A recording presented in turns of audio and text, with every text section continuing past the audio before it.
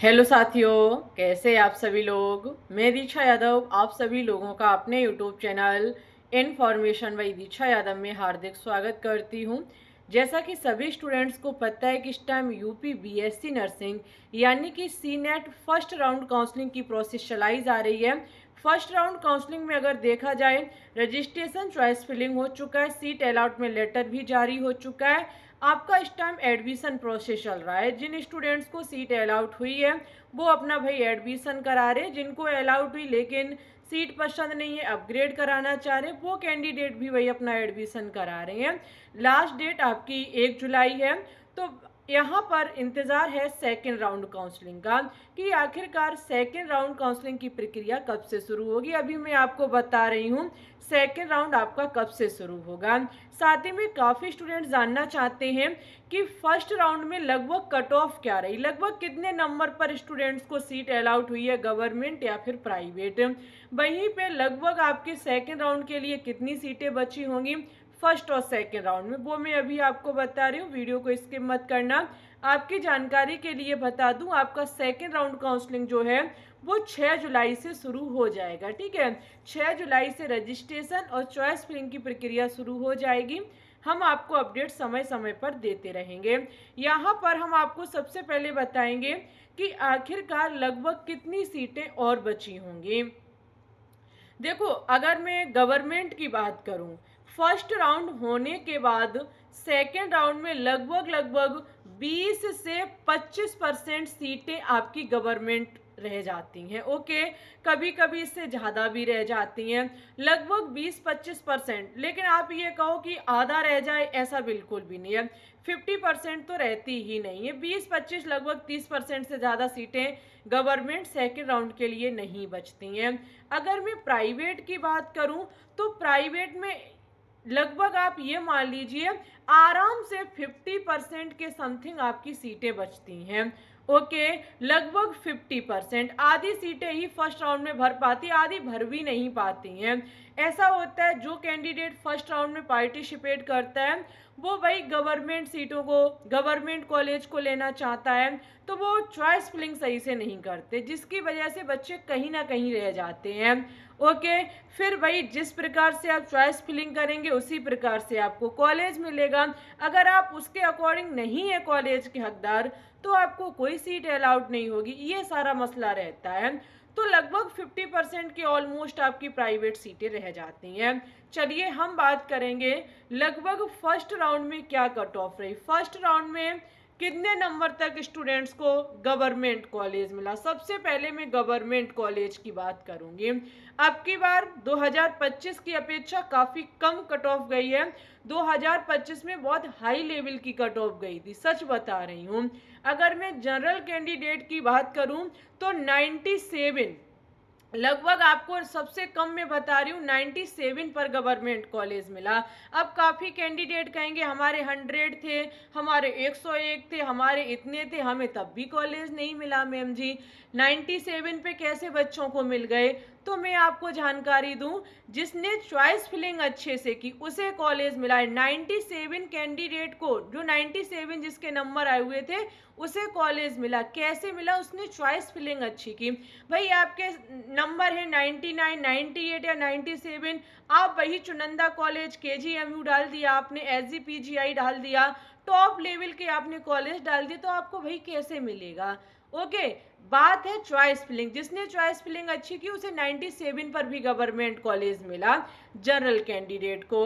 अगर मैं OBC की बात करूं तो लगभग 96 जिसके नंबर थे उस कैंडिडेट को भी 96 पर कॉलेज मिला हुआ है।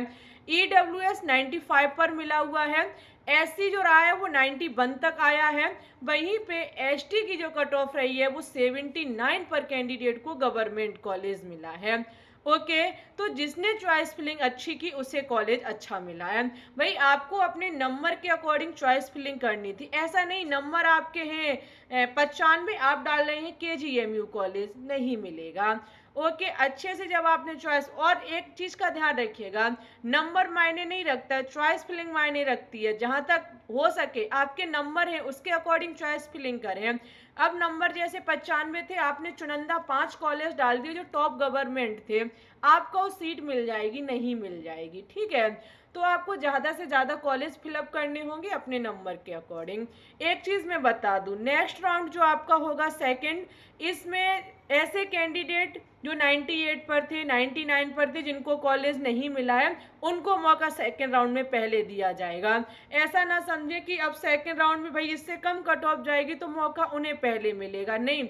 ऐसे कैंडिडेट जिनको अभी नहीं मिल पाया है, 98 वालों को, 100 वालों को, 101, 2, इस प्रकार से अगर कोई कैंडिडेट रह गए हैं तो उनको मौका पहले देंगे वो लोग, लेकिन आप चॉइस फिलिंग अच्छे से कीजिएगा। अगर मैं प्राइवेट की बात करूं, फर्स्ट राउंड में प्राइवेट कम से कम नंबर पर भी मिला है, लेकिन जिनके नंबर ज़्यादा कम थे उन्होंने पार्टिसिपेट ही नहीं किया फर्स्ट राउंड में।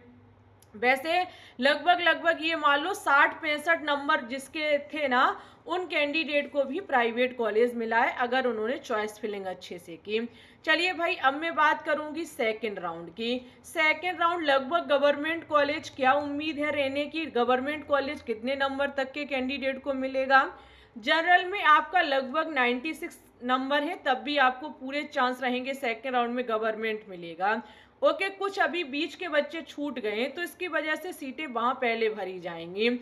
ओबीसी की मैं बात करूँ तो लगभग 95 के ऑलमोस्ट मान लीजिए, ईडब्ल्यूएस 93 और एससी 89 और एसटी कम से कम 76 तक भी कट ऑफ गिर के आ सकती है। ओके, ये आपके लगभग गवर्नमेंट कॉलेज सेकेंड राउंड में पूरे चांस रहेंगे। ऐसा होता है काफ़ी स्टूडेंट्स सीट को, देखो अब ये कहो जैसे 20 से 25% सीटें बची हैं तो ये अभी और खाली होंगी, खाली नहीं होंगी, और ना ही मतलब इससे ज़्यादा भर जाएंगी। क्यों?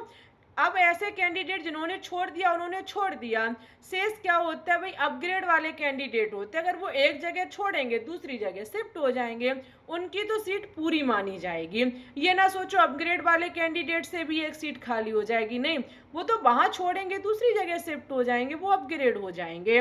ओके, तो लगभग सेकेंड राउंड इतनी कट ऑफ रह सकती है। अगर मैं कैंडिडेट यहाँ बात करूँ प्राइवेट में क्या मसला रहने वाला है सेकेंड राउंड में, तो देखो अगर आपको टॉप कॉलेज चाहिए तो लगभग 75-76 प्लस मान लो आपको प्राइवेट कॉलेज मिल जाएगा टॉप लेवल का। अगर आपको भाई कम से कम वैसा चाहिए, मिल ही जाए कोई सा भी हो, तो आपको 70 के समथिंग पर भी मिल जाएगा।